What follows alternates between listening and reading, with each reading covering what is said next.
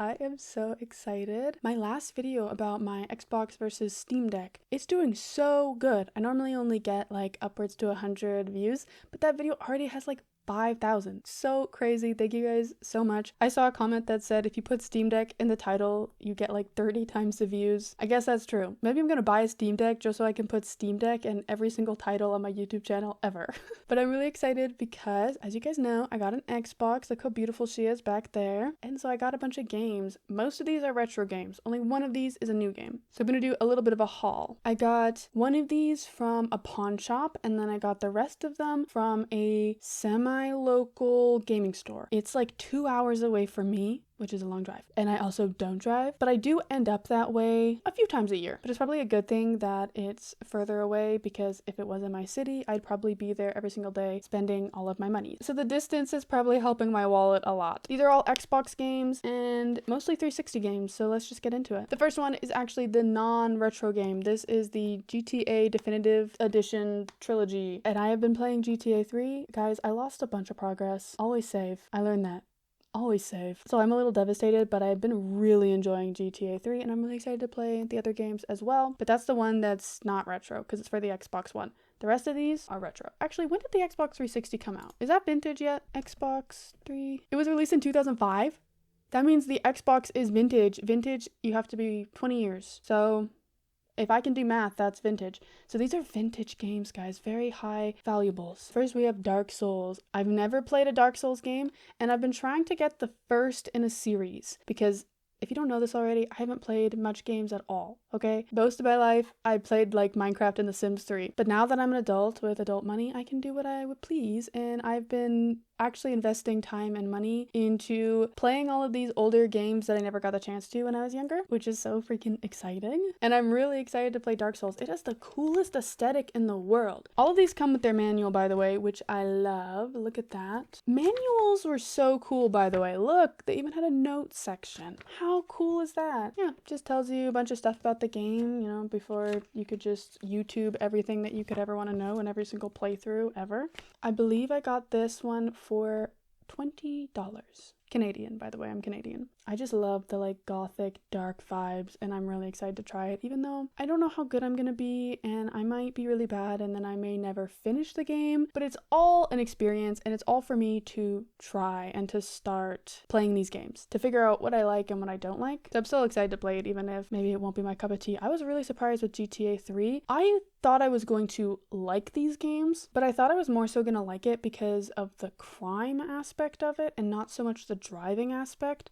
Turns out I actually like the driving aspect as well, I think. Or maybe I just like driving and crime. Unsure yet. I need to try a driving game. The next game I got is a combo pack. I just wanted Black Ops 2, but they didn't have just Black Ops 2. They only had Black Ops 1 and 2. So I just got this. It was $45 Canadian, which I think is like kind of more expensive for this combo pack. I think on eBay people were selling it more so for like $30 or $40, but I don't really care because I'd rather get it in person. And I really wanted Black Ops 2 because I really wanted to play zombies. We've been actually playing like a versus mode where it's like it's us, well, we're against each other and then we have bots and we're all attacking each other, and I'm really bad at it, but I have a lot of fun. It's hard aiming on a controller. I've always been a PC gamer and I just like a mouse and keyboard so much. I wish it wasn't so uncomfortable for me to sit in this chair, and because I'm already sitting in this chair for most of my day for work, when it comes time for gaming, I just don't want to sit here anymore. I'd rather sit in my bed or I'd rather sit on the couch. So that's why I really wanted a console or some sort of handheld that I could bring around with me. So even though I would prefer a lot of games to be sitting at this desk, mostly because I just know how to use mouse and keyboard, it's so intuitive for me, I'm still having a lot of fun on titles that I might not be good at, because I don't need necessarily to be good at, especially at shooting bots. I'm not like crossing my fingers like, I gotta win this game or I'm gonna rage quit. It's bots. I'm just having fun. Although I did get a comment on the previous video about a person who said that they have like this like really luxurious like chair set up at their desk, so then that way they're not uncomfortable. And low-key, maybe that's what I should do. Maybe I should try and look and invest in a good chair, because this one is so old, it's so cheap and crappy. It's also ridiculously squeaky. I stream, I do ASMR, I need a chair that's not gonna just be, you know. The next game that I got was Assassin's Creed. I got this game for $20, I think. Oh no, never mind. I got this for $4. It's on the back still. This is the one I got from a pawn shop. Let me just remove, oh, am I gonna be able to, I'm trying to remove a sticker right now, but it looks like, haha.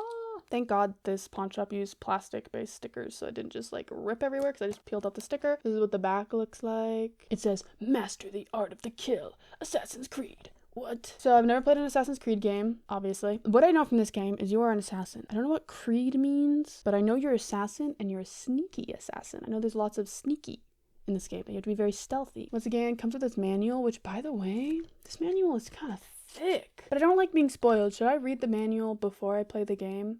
How did people used to do that? Did they read the manual or did they play the game and then wait until they were stuck and then use the manual as help? I don't know. I do try to avoid looking up guides online when I play retro titles because I want to feel like how people felt like when they were released. So I don't know. Let me know what y'all did. Although I do hear that a lot of people who played these games back in like school, back in the day, that they would also like talk to their friends when they would get stuck, and then sometimes their friend would be like, "Oh, I know what you have to do." So I don't have any friends to talk with on the playground, so that does put me at a disadvantage. But I'm also excited to play this game. I think I've heard that it's the second or third game that people really like out of this series. I'm not sure, but I hear the newer games aren't as good, so we shall see if I enjoy it. Generally, from what I've experienced, I don't mind stealth. That one mission in Breath of the Wild where you have to follow the Korok and you have to be like sneaky, I didn't find that hard. I had to do it a few times, mostly to get the layout of like what way we were going because I kept getting lost, but actually it was pretty easy and it wasn't like frustrating or unenjoyable. So I don't know, we'll see if I like stealthy stuff. And now we have Borderlands. I like this cover. Look at this guy.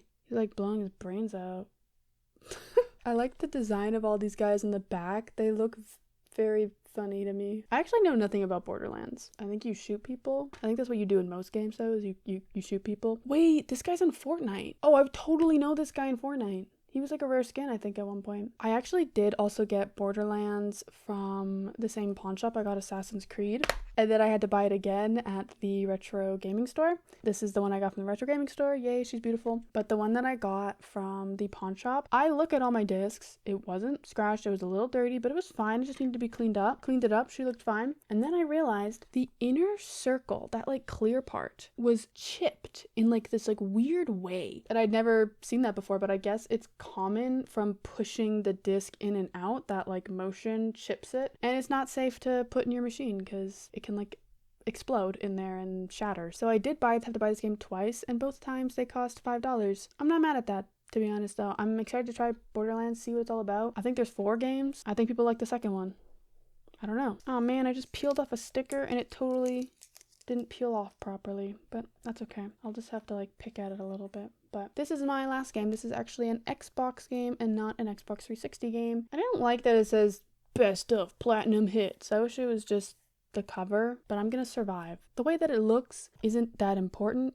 It's mostly that it exists and that I can play it. This is Morrowind. I am very excited to play this game. Like, extremely. Look at the back. Look at the fantasy RPG-ness of it all. So if you don't know, I tried playing Skyrim for about an hour a very long time ago, several years ago. It ended in disaster. I haven't played it since. It was actually very fun. I don't really know why I didn't keep playing it, to be honest. It's a pretty funny story, but I think, honestly, it ended up being that the experience was so much crazier and bizarre than I thought it was going to be. Like, the choices that you make, how much they actually matter. And I really wanted to record my experience, but I wasn't able to back then because I had a really bad gaming laptop. So it would have looked really bad. Anyway, so I haven't played Skyrim or any of the Elder Scroll games for that matter. This is the inside. Also comes with the manual. I really like this manual as well. It's really got the like cool theming. Like, I don't know, there's just something about the way that they did it, like the black pages. I just think it looks cool. I also love that it shows the original Xbox controller. Oh,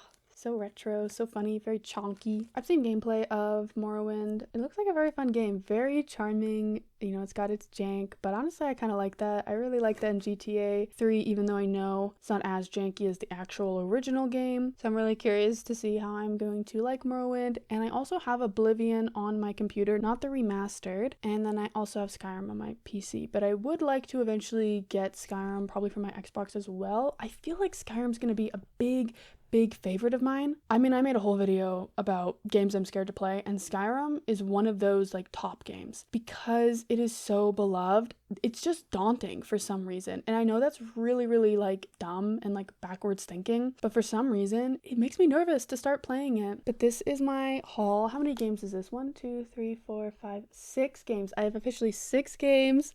6 games for my Xbox. Look how beautiful. Look at that. I love physical media. I love collecting. I want to finish all these games before I buy more, unless I find a really good deal or I end up at the retro store again and they have like a dream game of mine. Especially since the retro store is a decent ways away, I won't be able to go there very often. So if I do get the chance, then I'm not going to pass up on it. But I really want to be the type of person to finish games, or at the very least try them until I no longer want to play them. As much as I love collecting, I want to be a gamer who games more than a gamer who has a bunch of pretty discs. Although no shame to the people who really just like collecting things. I get you. It is fun. Okay, it is fun having cool stuff, and this to me is cool stuff, and I love this stuff. I love being an adult.